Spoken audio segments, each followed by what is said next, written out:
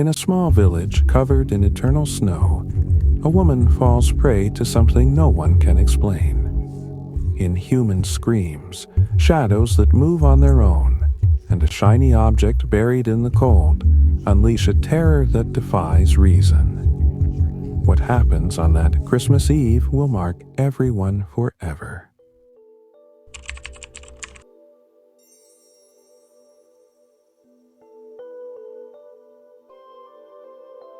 The church bell rang through the icy air of Rollville, marking the start of another winter night.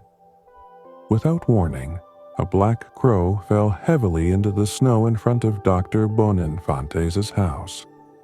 Still alive, it flapped its wings as if in a final attempt to fly before falling still. From the window, the doctor watched the scene with a furrowed brow, a chill crawling down his spine. This wasn't the first time something strange had happened in the village, but he had always found a way to explain it. However, this time, the sight carried a weight he could not ignore. The streets of Little Rollville were deserted. Snow had fallen for days without respite, covering the roads and rooftops in a spotless layer. Now, the cold bit harder than ever. Only the brave or the desperate dared to go outside, and usually it was only to seek medical help. Dr. Boninfantes, with a thick scarf around his neck and his medical bag in hand, was preparing to visit the miller's daughter, who had been sick with fever for days. The silence was oppressive as he walked down the path. Not even the crunch of his footsteps on the snow could ease the overwhelming emptiness. When he reached the mill, he noticed the air felt heavy, charged with an odd electricity that made him glance around as though expecting to find someone there. But there was nothing, only the wind whistling through the bare trees. Inside, the girl lay wrapped in blankets, her cheeks flushed with fever. While taking her pulse and checking her breathing, her parents spoke in low voices. They had begun to hear creaking and murmurs in the snow at night. At first, they thought it was just the wind or wild animals, but now they weren't so sure. The doctor dismissed the stories as the nerves of people too isolated during winter, but he couldn't help a shiver as the memory of the crow flashed in his mind. On his way home, a gust of wind lifted the snow around him, nearly blinding him. For a moment, he thought he heard something beyond the whistling of the air, a whisper, a distant echo. He stopped, turned slowly, and looked toward the forest bordering the path. He saw nothing, but he felt the weight of an unseen gaze. When he reached his door, he paused to shake the snow off his coat. For some reason, he looked up at the clear sky. The full moon lit the landscape with a cold, surreal glow. It seemed like a watchful, accusatory eye. Boninfantes hurried inside and shut the door behind him. He lit a lamp and dropped his bag onto the table, trying to dispel the growing sense that something, beyond the snow and the cold, was creeping into Rollville. That night, as he reviewed his medical notes, the image of the dead crow lingered in his thoughts, like an omen he could not decipher. Something dark loomed over the village, and though he wouldn't admit it, he felt it in his bones. The stillness of the morning was shattered by a scream echoing across the plain. Vatinel, the blacksmith, a robust man with calloused hands and a perpetually furrowed brow, knelt in the snow, staring in disbelief. Around him, the cold held firm, but beneath his hands the snow had begun to melt. What lay before him was an egg. Not just any egg, but a large one, opaque white, glowing faintly under the gray light of dawn. As he touched it, he felt an unusual warmth, almost comforting. Something impossible in a place where everything froze instantly. "How can it be warm?" he muttered, carefully picking it up, feeling a strange tingling in the palm of his hand. When he reached home, his wife, Agnes, greeted him with a mixture of surprise and worry. Seeing the egg, Agnes stepped back, wrinkling her nose as if something smelled foul. "What is that? Where did you get it?" she demanded, crossing her arms tightly. "It was there, in the snow. I found it on my way back from the mill. It's still warm, Agnes. Isn't that incredible?" Vatinelle replied, placing it on the table like a trophy. But Agnes did not share his enthusiasm. Reluctantly, she approached, narrowing her eyes as she inspected the egg. "You shouldn't have brought it here. Don't you remember the stories? Objects that don't belong in the snow bring misfortune." Vatinelle let out a dry laugh. "Legends, nothing more. Besides, how could I leave it there? It could be from a lost chicken, though how it would survive this cold, I don't know." "A lost chicken," Agnes muttered with irony, leaning closer to the egg. Something about it caused her deep discomfort, a feeling that she needed to step away. "This isn't natural, Vatinelle. Don't you remember what the old folks used to say? Strange objects that appear in winter are omens. Sometimes they said they were gifts from the devil." "Nonsense," he exclaimed, shaking his head. "It's just an egg. Tonight, we'll put it in the soup and you'll see. Nothing will happen." Agnes didn't reply immediately. In her mind, her grandmother's words echoed. The cold doesn't just bring hunger and death, it awakens what shouldn't be disturbed. But she didn't want to argue. With a resigned sigh, she let Vatinelle fuss over the egg while she went to prepare lunch, throwing one last look of distrust at the strange object. However, when Agnes went outside to collect firewood, she thought she heard a faint crunching sound behind her, as if something moved in the snow.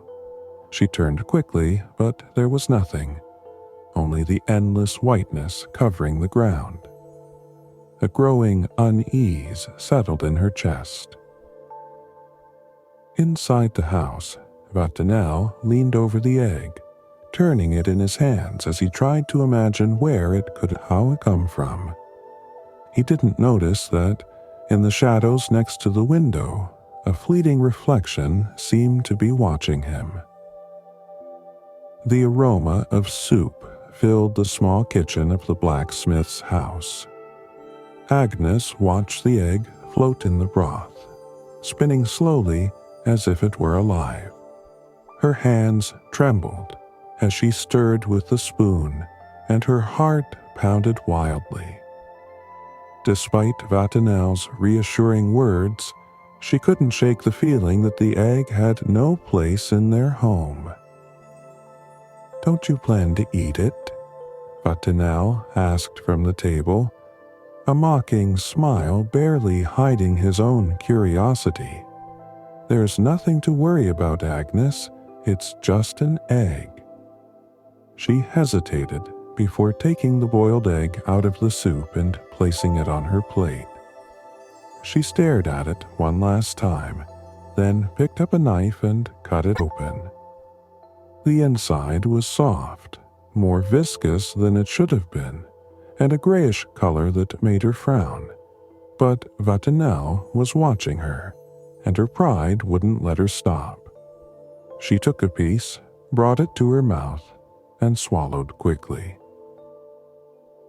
That night, Agnes woke up with a strangled scream.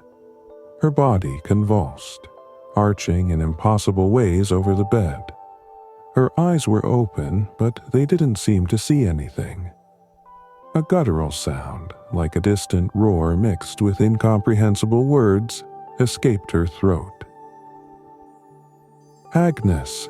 Vatinel shouted, holding her by the shoulders as he tried to keep her from hitting the headboard. Sweat streamed down his face, and his tensed muscles looked like they might snap. "Someone, help me!" he cried into the void, his voice lost in the cold of the night. He didn't take long to run to Dr. Boninfante's house. He pounded on the door, and the young doctor opened it, his hair disheveled and a lamp in hand. "What's happening?" he asked, seeing Vatinel's frantic expression. "It's Agnes. Something is happening to her. She's screaming as if she's not herself. Please, come." Boninfantes dressed quickly and followed the blacksmith. When they entered the house, they found Agnes writhing in the bed, her body making cracking sounds as if her bones were breaking. Her skin was pale, almost translucent, and her eyes, though open, seemed lost in another dimension. The doctor tried to examine her, but every time he touched her wrist or forehead, Agnes screamed with a voice that was not her own. "Get away!" she roared, and a sudden surge of strength threw him backward. The commotion drew the neighbors, and among them came the village priest, an older man with a cross hanging around his neck. "This is not something you can cure, doctor," he said, entering with conviction. "This is the work of evil." "Evil?" Boninfantes replied skeptically, helping Vatinel hold Agnes down. "What she needs is medical attention, not superstitions." The priest knelt beside the bed, pulling out a vial of holy water and a rosary. "And how do you explain this, doctor? Look at her eyes, her strength. What kind of illness causes such behavior?" Boninfantes, though unable to offer an immediate explanation, didn't relent. "It's a severe case of fever or perhaps poisoning. Her body is reacting, but there's a scientific explanation for this."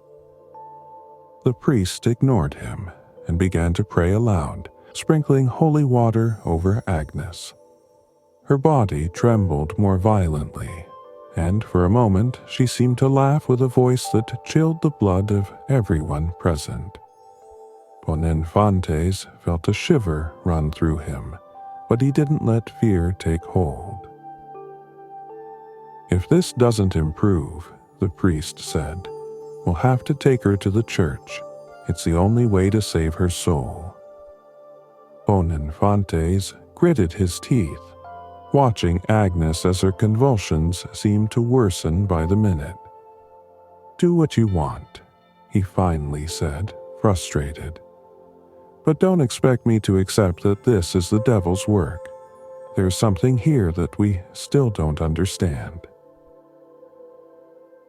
As the priest continued praying, Agnes's gaze seemed to fix on Boninfante, and for a moment her lips moved, forming words barely audible.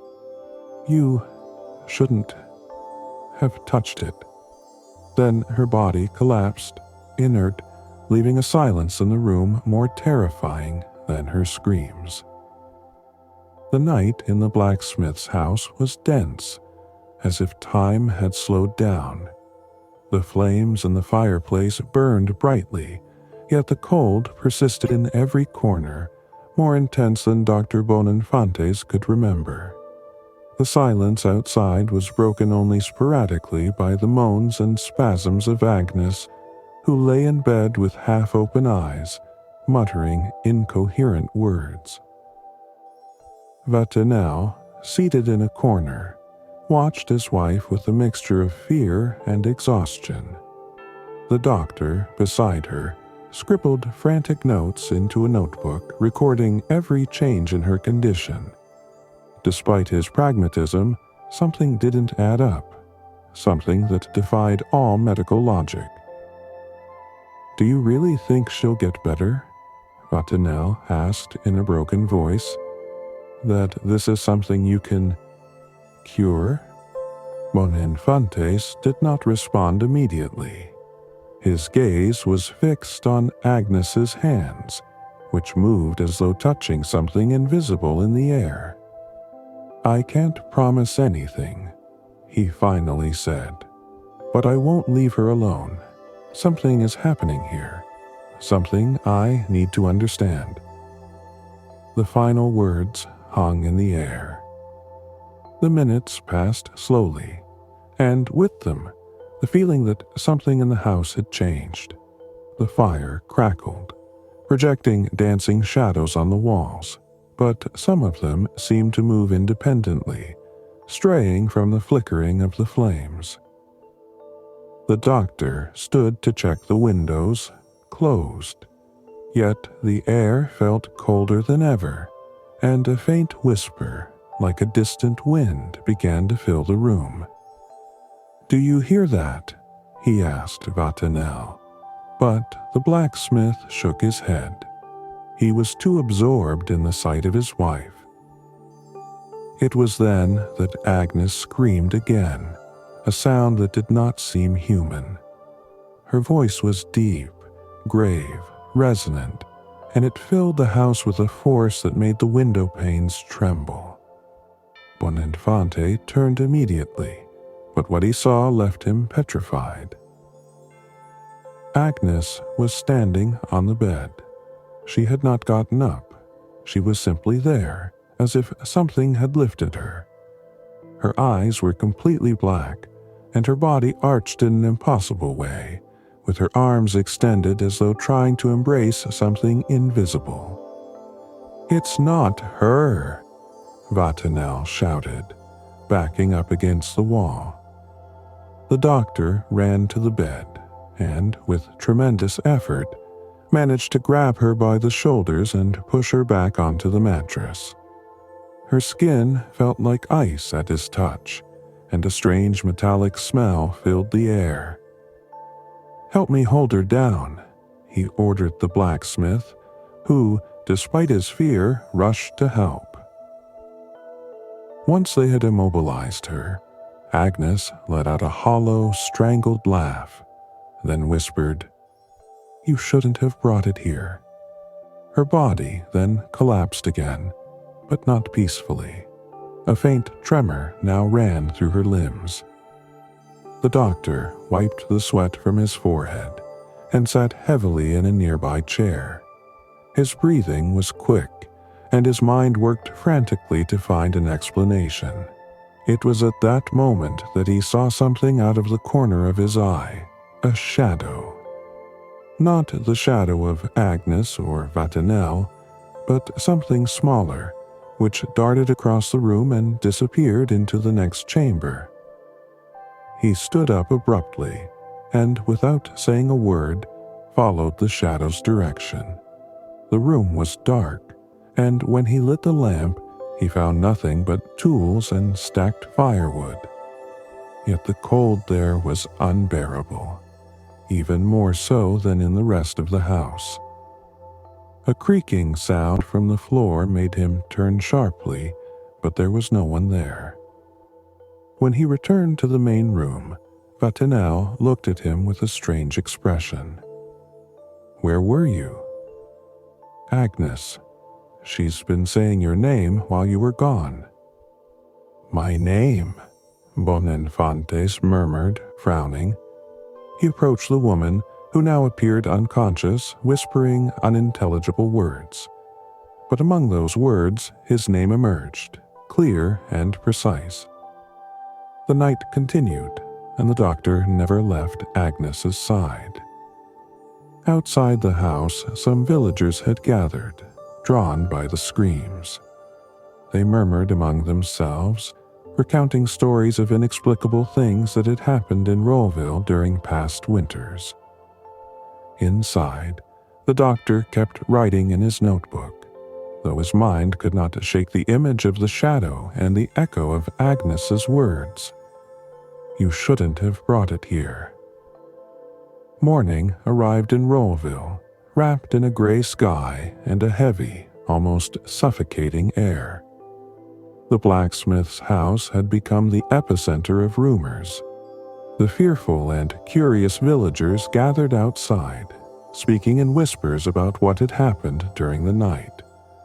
Among them was the priest, who, upon entering the home, blessed the threshold with trembling hands. Agnes remained in bed, pale and still, her breathing shallow. From time to time, a spasm shook her body, and a guttural murmur escaped her lips, unintelligible words that chilled the blood of anyone who heard them. The priest observed her gravely, clutching a crucifix tightly. This cannot wait any longer, he said, placing a Bible on the table beside the bed. What is happening here is the work of evil, and it must be stopped before it spreads. Dr. Boninfantes, arms crossed, observed from the other side of the room. We don't know for certain what's happening here, Father. We can't jump to conclusions without understanding all the facts. The priest glared at him. Do you truly believe this still has a logical explanation, Doctor? Look at this woman. Is this science? Is this medicine? Without waiting for a response, the priest began to recite prayers, his voice trembling at first but then firm and resolute. He sprinkled holy water on Agnes, who reacted with a blood-curdling scream, her body arching in an unnatural way. The murmurs of the villagers outside grew louder, and some backed away, crossing themselves in fear. By the grace of God, I command this impure spirit to leave this body, the priest exclaimed, raising the cross. But Agnes laughed, a deep, resonant laugh that did not seem to belong to her. Her coal-black eyes fixed on the priest, who took a step back, pale as a ghost. You have no power here, Agnes said in a voice that was not her own. Then her body collapsed onto the bed again, motionless. The priest slowly lowered the cross, his hands trembling. I cannot. I can do no more here, he murmured, retreating toward the door. This is something beyond my faith. Boninfantes looked at him with a flash of frustration, and something he did not want to admit, fear. If you can't help, Father, then I must find answers on my own.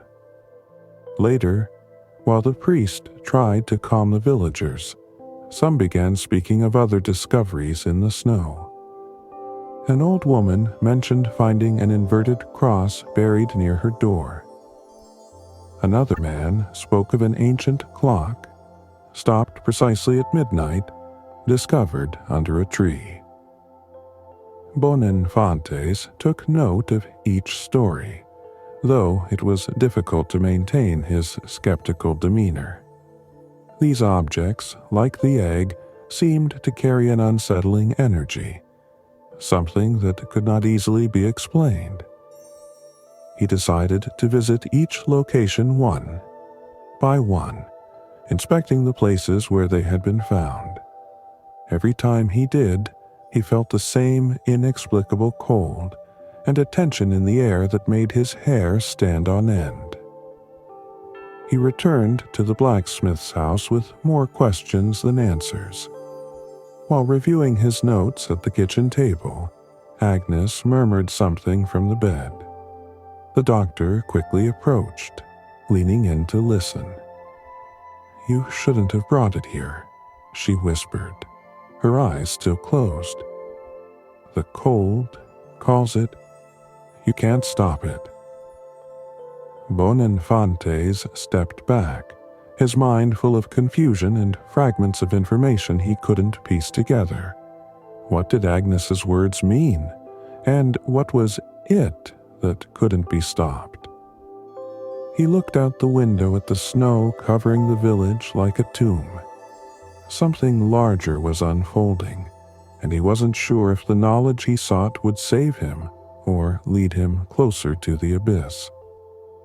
The air in Rollville was heavy with palpable tension as Christmas Eve approached. The windows of the houses remained shut, and barely any lights could be seen inside. In the square, the accumulated snow remained untouched, as if no one dared to step on it. Only in the church was there activity. The villagers gathered, drawn more by fear than faith, seeking answers or, at least, solace. In the blacksmith's house, Agnes still lay bedridden. Her breathing was a faint, irregular murmur, and her body showed a weariness that seemed to go beyond the physical. Vatinel sat beside her, afraid to speak, while Dr. Boninfantes once again reviewed his notes. In the corner, the priest stood solemnly, the cross in his hands. "Doctor," the priest said, breaking the silence, "we cannot let this night pass without action. Midnight Mass is our best opportunity. We must bring her there." Boninfantes frowned. "Moving her in this state is a risk. Her body is at its limit." "You don't understand," the priest insisted. "This is not just a matter of flesh and bone. It is her soul that is in danger. If we bring her to the altar, the power of the Mass and the sacred host may be our only salvation." The doctor pressed his lips together, frustrated. Though he still resisted the priest's narrative, the recent events had challenged all his beliefs. More than that, he knew the village could not endure another night like the last without answers. "Very well," he finally said. "But we do this under my conditions. She must be transported carefully, and I need to observe everything that happens." The priest nodded, satisfied. "God will guide us." As they prepared to move Agnes, Boninfante sank into his thoughts. There was something in the priest's words that resonated with him. He vaguely remembered the stories he had heard in his youth, stories he had always dismissed as superstition. Tales of a wandering spirit that roamed the snow on Christmas nights, seeking a body to inhabit. It was said that wherever this spirit appeared, the winter grew crueler, and calamities soon followed. Boninfante shook his head. He could not allow his mind to drift towards such explanations. Still, he could not deny the coincidences, the unusual cold, the objects found in the snow, and now Agnes at the center of it all. As night fell, a group of villagers gathered outside the house to help. With great effort, they placed Agnes on an improvised stretcher and carried her through the deserted streets to the church. As they advanced, the murmurs of the villagers mixed with the priest's prayers, creating an unsettling atmosphere. Boninfante, walking alongside the stretcher, could not shake the feeling that something was watching them from the shadows. When they arrived at the church, the doors swung open, and the congregation stepped aside as Agnes was brought in. Whispers of fear filled the room. The pews were full of villagers who barely raised their eyes, some praying softly, others staring with tense expressions. The priest gave the signal, and the men placed the stretcher before the altar. Agnes looked small and fragile under the candlelight, but her presence filled the space with an oppressive energy. Suddenly, her body tensed, and a low moan escaped her throat, echoing through the nave like a deep reverberation. The priest began the Mass with a firm voice, his gaze fixed on the monstrance he held high. The golden light of the sacred object reflected flickering glimmers on the walls, and little by little, the air seemed to thicken with a dense electricity. Boninfantes, standing to the side of the altar, observed every detail carefully, searching for something, anything, that could explain what was happening.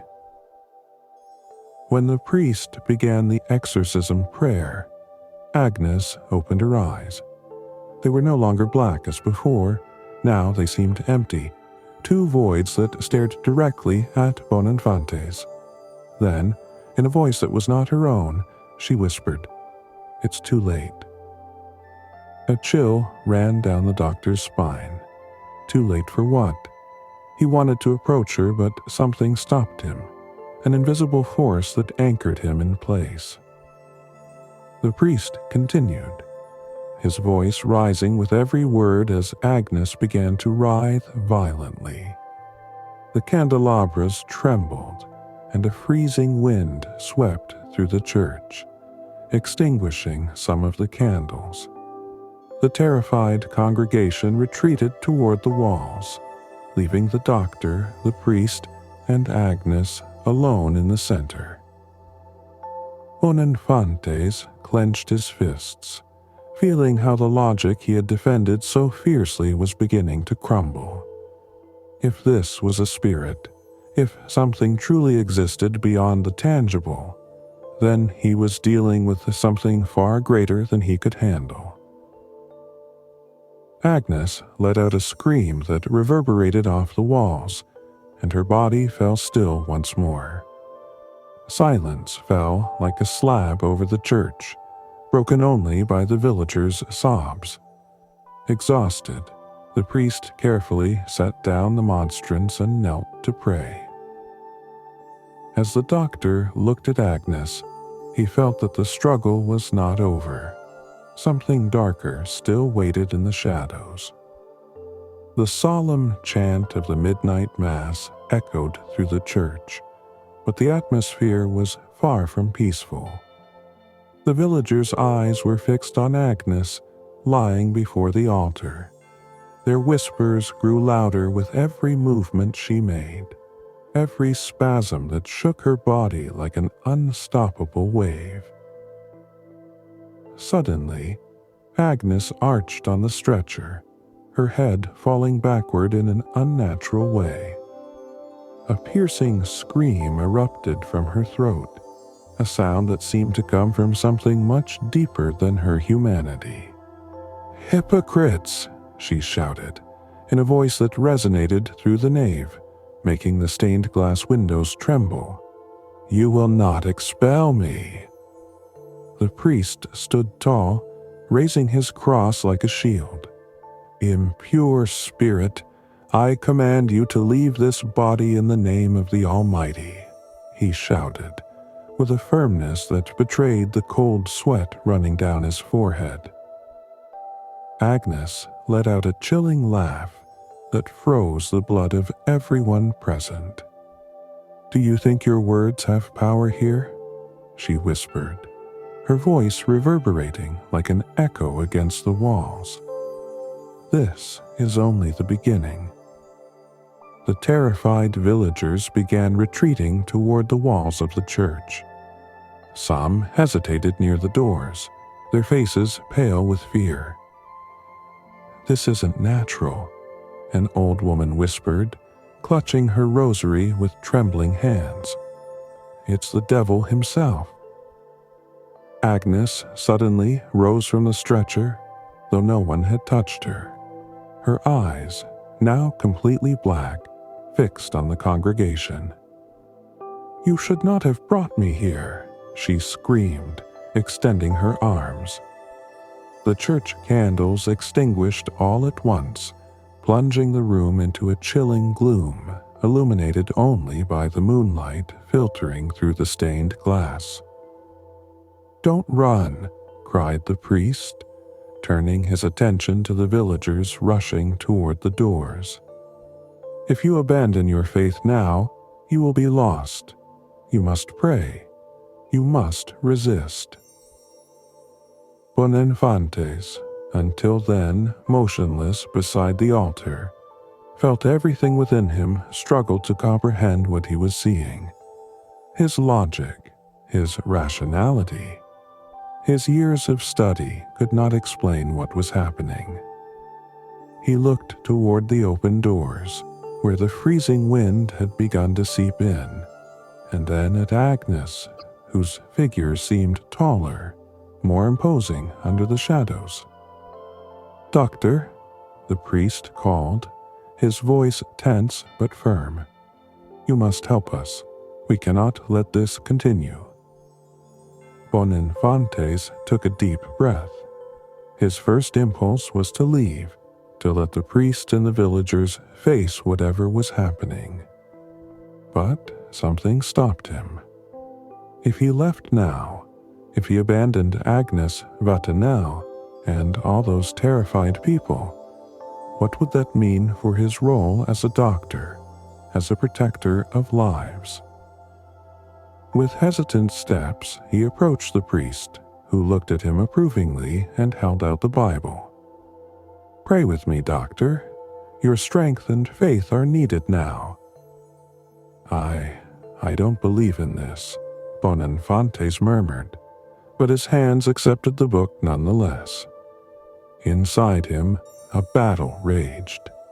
Reason against instinct. Logic against the inexplicable. Agnes began writhing again, shouting words that seemed like forgotten tongues.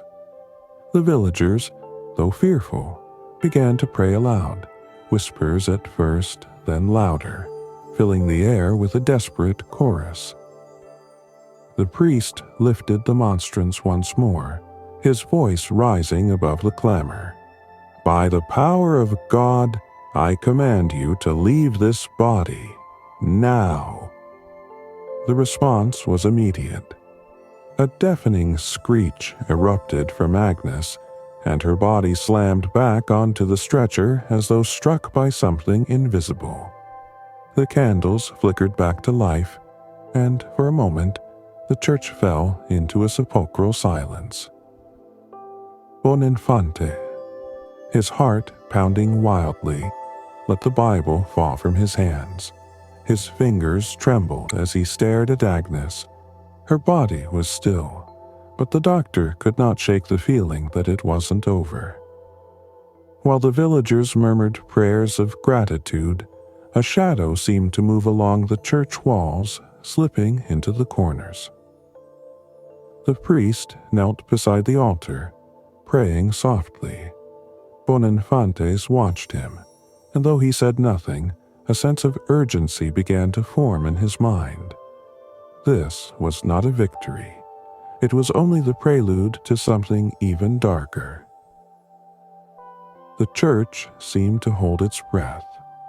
The murmurs of the villagers ceased when Agnes, still writhing on the stretcher, let out a final scream that echoed like thunder beneath the vaulted ceiling. The sound's reverberation seemed to settle into every corner, heavy and inescapable. Then it happened. A beam of light, pure and golden, filtered through the church's stained glass windows. The ray pierced the gloom like a sword, illuminating Agnes directly. The villagers shielded their faces, some falling to their knees, while the priest raised his hands to the sky, murmuring praises through tears. Agnes, bathed in that celestial light, stopped moving. Her body, which moments before had been a whirlwind of fury and violence, suddenly relaxed, as though an invisible weight had been lifted. Her face lost its tension. The muscles that had been taut softened into calm. For the first time in days, her breathing steadied, slow and regular. "It's a miracle," the priest exclaimed, turning to the villagers with his arms wide. "The Lord has answered our prayers. The evil has been defeated." The congregation erupted into applause and cheers. Some embraced, others prayed with renewed devotion. A woman began to sing a hymn, and soon the entire church filled with voices celebrating what seemed to be salvation. Boninfantes, however, did not join in the singing. His eyes were fixed on Agnes. On the way, her chest rose and fell gently, on the tranquility that had returned to her face. He leaned over her, checking her pulse, her temperature, any sign that could indicate a physical cause for what had happened. Everything appeared normal, even healthy, yet in his mind the pieces didn't fit. As the priest and villagers congratulated one another, the doctor took a few steps back, his gaze drifting toward the stained glass windows where the light had entered. There had been no storm, no lightning, no fire. The light had been inexplicably perfect, as if directed by an invisible hand. And yet, what proof did he have that it was divine intervention? "Doctor," said the priest, approaching with a satisfied smile, "do you see it now? Do you understand the power of faith?"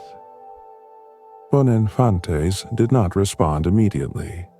He looked at the priest, then at Agnes, and finally at the villagers. "What happened here is extraordinary," he admitted, choosing his words carefully. "But I don't think this means it's over." The priest looked at him in confusion. "What are you talking about? The devil has been cast out. The village can rest in peace." "Peace?" Boninfantes shook his head. "Whatever happened here, whatever caused this, it's still out there. Agnes is calm, yes, but what caused it in the first place, and why? Can't you simply accept that this is a miracle?" The priest replied, visibly irritated. "Miracle or not," the doctor said, "I cannot leave questions unanswered. Something brought that light. Something brought that egg. And until I understand it, I cannot accept that this is over." As the doctor spoke, his gaze drifted once more toward the shadows in the church. Though the villagers were wrapped in collective jubilation, he could not shake the feeling that something was watching them, hidden just beyond the reach of the light. The shadow on the wall seemed to move, but perhaps it was only his imagination.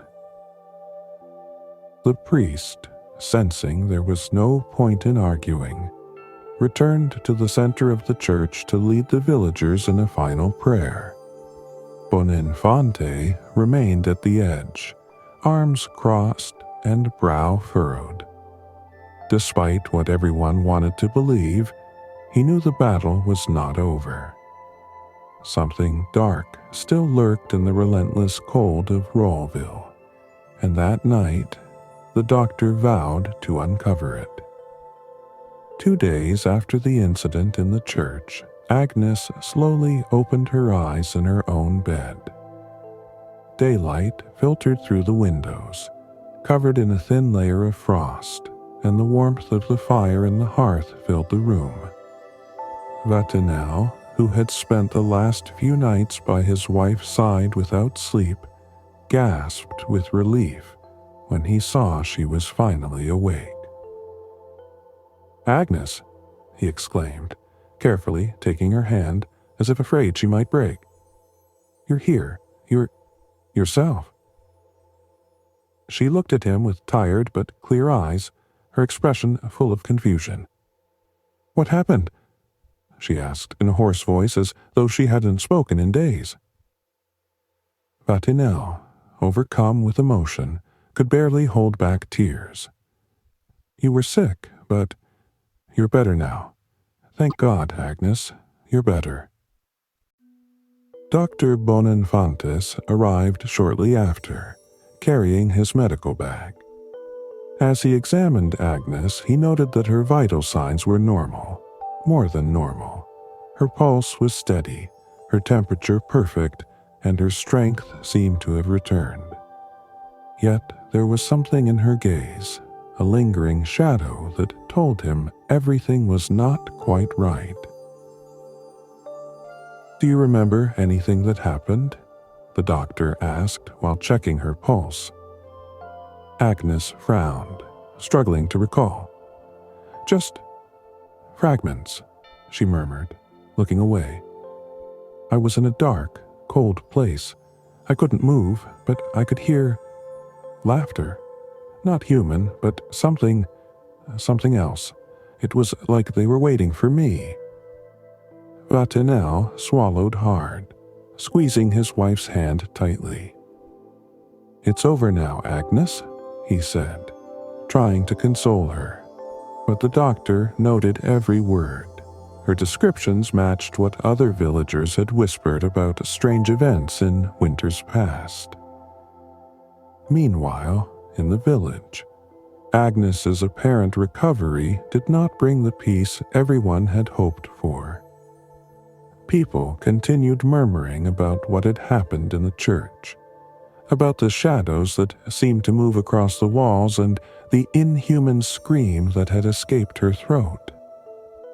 Though many wanted to believe that the evil had been defeated, fear still pulsed in Rollville's heart. Doors were locked earlier, and the lights in homes barely lit the empty streets. Unable to rest, the doctor began gathering testimonies.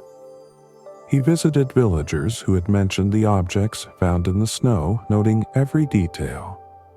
The clock stopped at midnight, the inverted cross, a silver ring that a little girl had found near the forest, which her mother insisted must be buried far away from the village. Each object seemed to have something in common: an intense cold and an unsettling presence no one could explain. In his investigation, Boninfantes also uncovered patterns in the stories. Ancient tales that spoke of anomalous winters, of lights in the sky that preceded inexplicable deaths, and of a nameless being that prowled on the darkest nights of the year. Everything pointed to this not being an isolated event, but a part of something much larger and older than the village itself. On one of his visits, an elderly woman told him a legend her grandmother used to repeat. "Winter calls him," she said, her voice cracked with age. "When the nights are longest and the snow covers everything, he awakens. He searches for a place, a body, to manifest, and if he doesn't find one, the cold never leaves." That night, as he wrote his notes by the fire, Boninfantes couldn't help but glance at the window, where the darkness outside seemed to press against the glass as though something were watching him.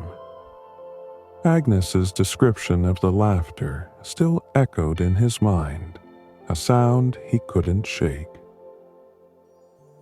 Although Agnes was awake and seemingly healthy, something within the doctor told him the danger had not passed. On the contrary, he felt they were only at the beginning of something far more terrifying. The calm in the village was fragile, and the shadows of the past seemed to stretch into the future, ready to envelop them once more. Life in Rollville slowly returned to an appearance of normalcy. The villagers resumed their routines, though with a cautious air, as if they were walking on thin ice. The stories of what had happened in the church during midnight mass began to change, gaining embellishments and exaggerations as they were retold. For some, Agnes had become a living miracle. For others, a reminder that evil always lurked, waiting for its chance. Dr. Boninfantes, for his part, tried to resume his daily life, visiting the sick and caring for the most vulnerable in the village. But something within him had changed. The nights felt longer, and the weight of his memories kept him awake, reviewing his notes over and over again. Each time he closed his eyes, he saw the dancing shadows in the church and heard the laughter Agnes had described so clearly. The priest, in contrast, walked through the village with a triumphant air. For him, there was no doubt about what had happened.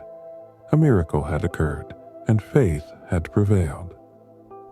God has shown us his power, he repeated to anyone who would listen. The evil has been defeated, and Rolleville is safe. Boninfantes avoided arguing with him, but the priest's words seemed far too final, far too comfortable. How could he be so sure the evil had been defeated? What exactly was that evil? The answers still eluded him, and it tormented him more than he cared to admit.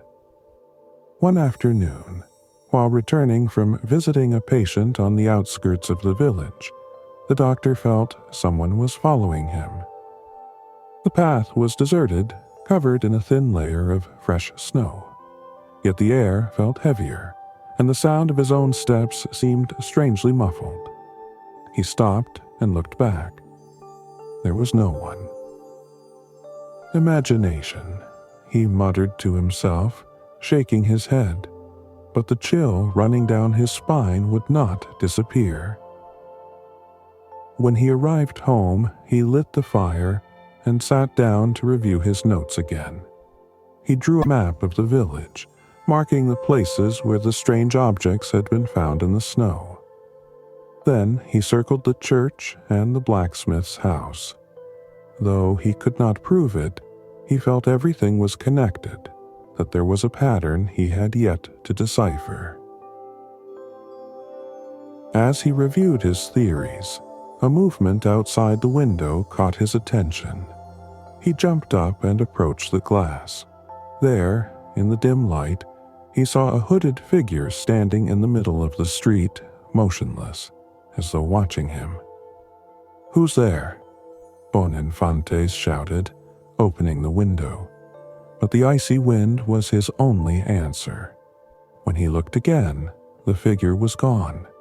He stepped out into the street with a lamp, but found no trace in the snow.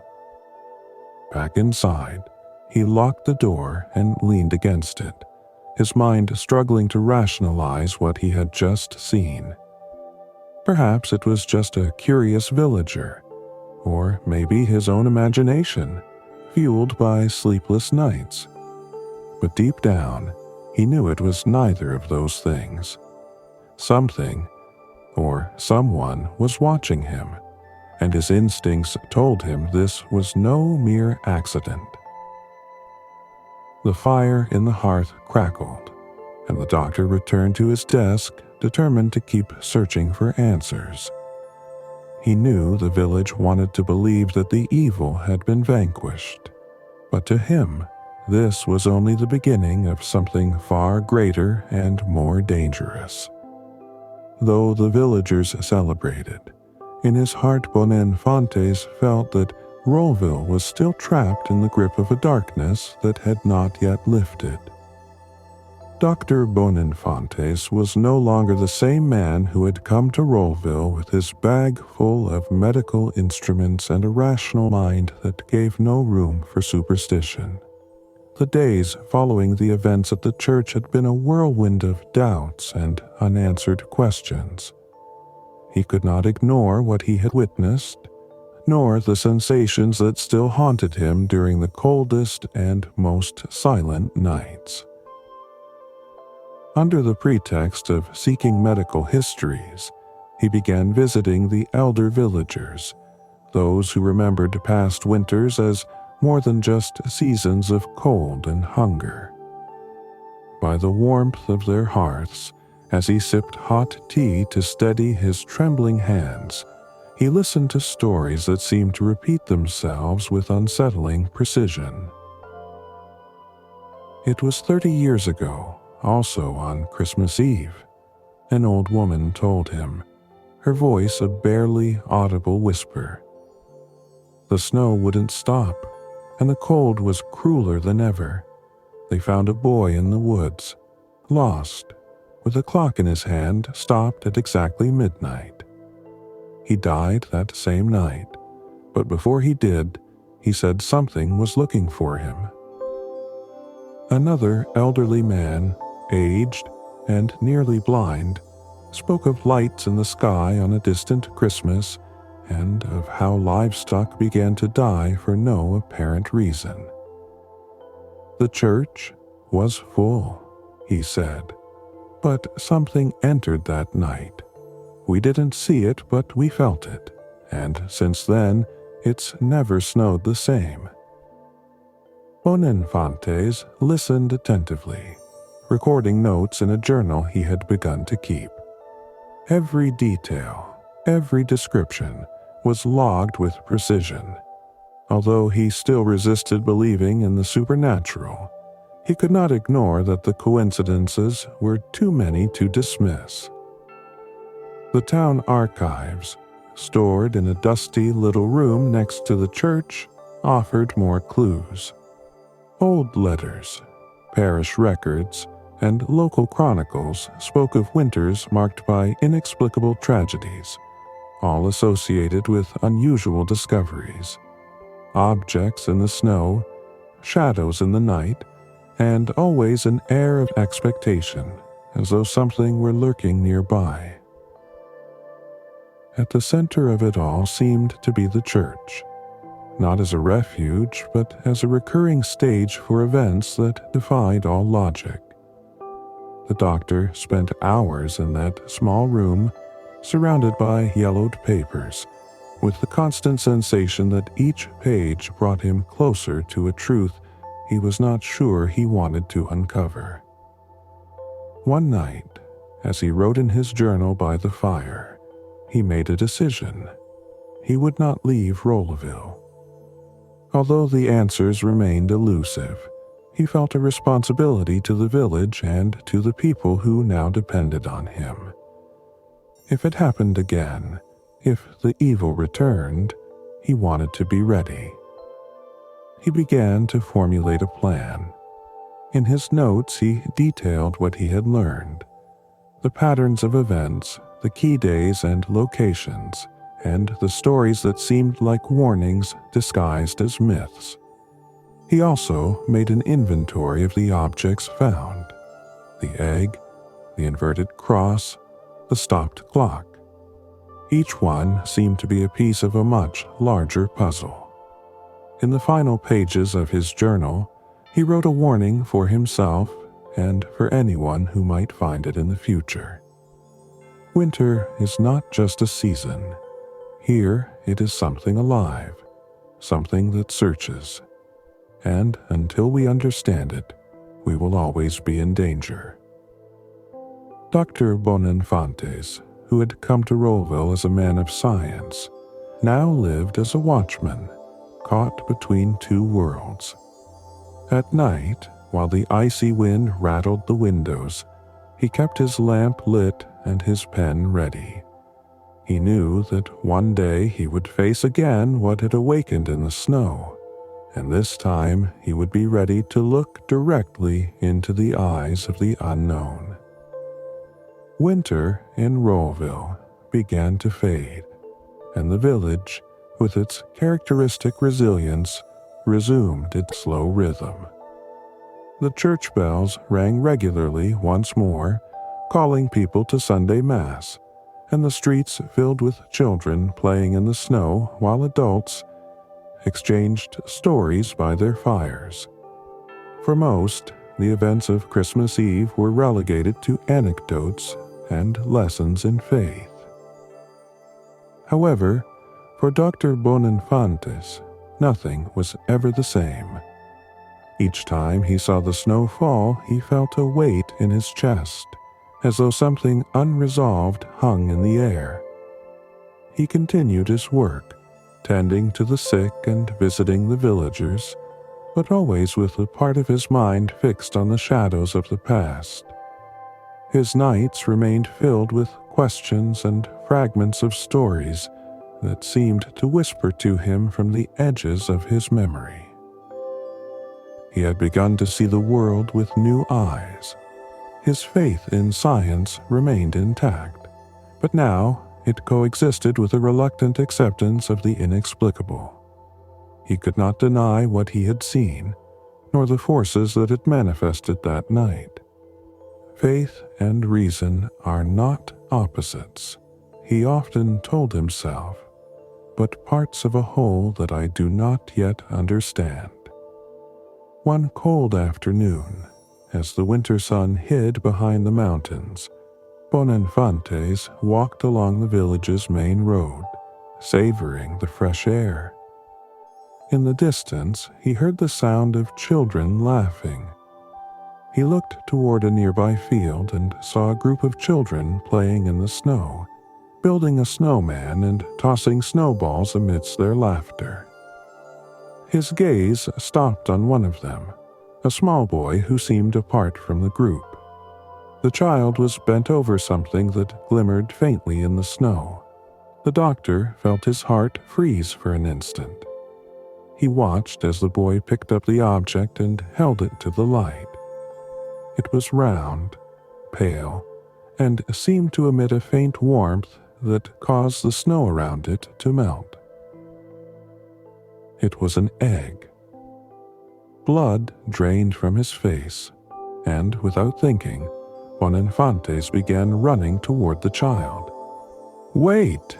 he shouted, but his voice was swallowed by the wind. The other children didn't seem to notice his presence. They continued playing as though nothing had changed. The doctor reached the field, his breath ragged, and saw the boy turn toward him. His face was full of curiosity, not fear. "Look what I found," the boy said, holding the egg in both hands. "It's warm, doctor." Boninfantes extended a hand, his mind flooded with images from the past. Agnes writhing in the church, the shadows dancing on the walls, and the final scream that seemed to come from the depths of hell. He could not allow it all to begin again. But before he could do anything, the boy smiled, innocently, and said, "Is it a gift?" The doctor froze, staring at the egg as a shiver ran down his spine. The wind blew harder, lifting the snow into swirling eddies around them. In that moment, he knew the cycle had not ended, that what lurked in winter had not been defeated. It had only waited for the right moment to return. The story ends there, leaving the reader with the image of the doctor standing before the boy and the egg, surrounded by Rollville's endless cold, while the church bells toll in the distance, announcing the next act of a tale that has yet to conclude. The end, to return. The story ends there, leaving the reader with the image of the doctor standing before the boy and the egg, surrounded by Rollville's endless cold, while the church bells toll in the distance, announcing the next act of a tale that has yet to conclude. The end.